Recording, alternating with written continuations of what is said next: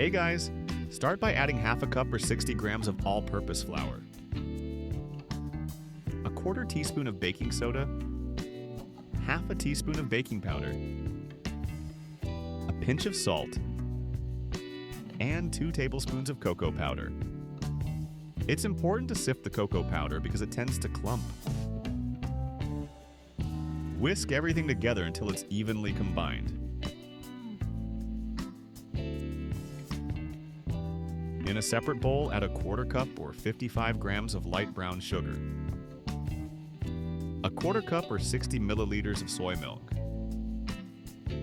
a quarter cup or 60 milliliters of a neutral oil, half a teaspoon of white vinegar, and half a teaspoon of vanilla extract.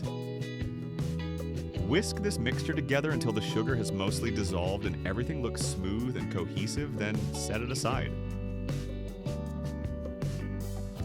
Before we forget, let's go ahead and prepare our 8-inch springform pan by greasing it and lining the bottom with parchment paper.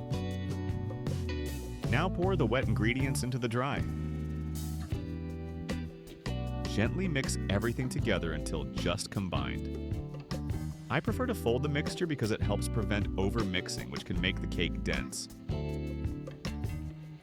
Transfer the batter into your prepared pan. Smooth the top, then place it in your preheated oven, 320 for 13 to 15 minutes.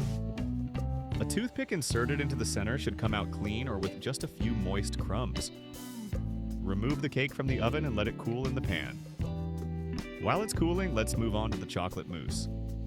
Start by adding 1 cup plus 2 tablespoons or 270 milliliters of aquafaba and 3/4 of a teaspoon of cream of tartar to a large mixing bowl.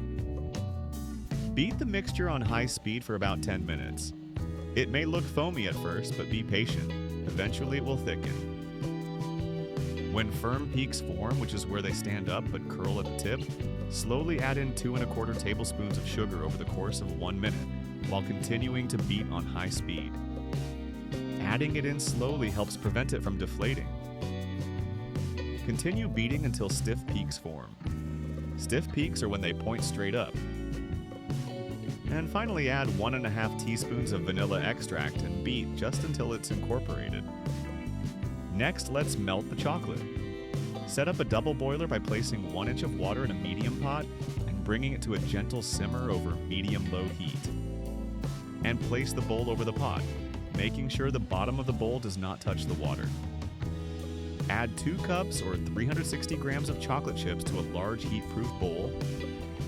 Stir the chocolate gently as it melts until it's completely smooth, then remove from the heat. Start by drizzling a couple spoonfuls of the hot melted chocolate into the whipped aquafaba.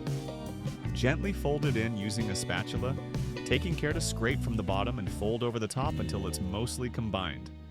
Carefully do this so you don't lose all the lightness of the aquafaba mixture. This is what makes the mousse light.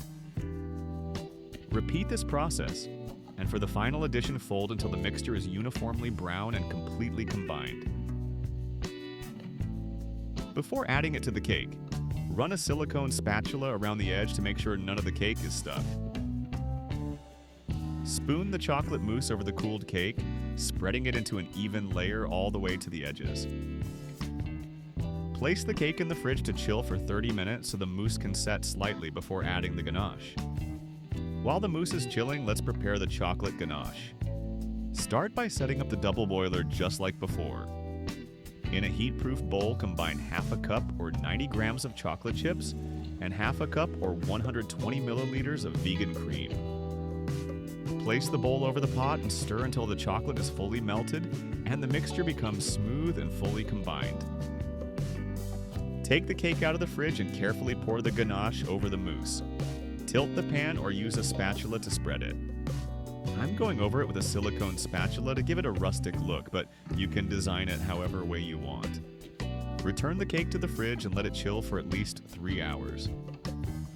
When you're ready to serve, release the springform pan, slice, and enjoy. This is a rich and chocolatey dessert that's incredibly satisfying.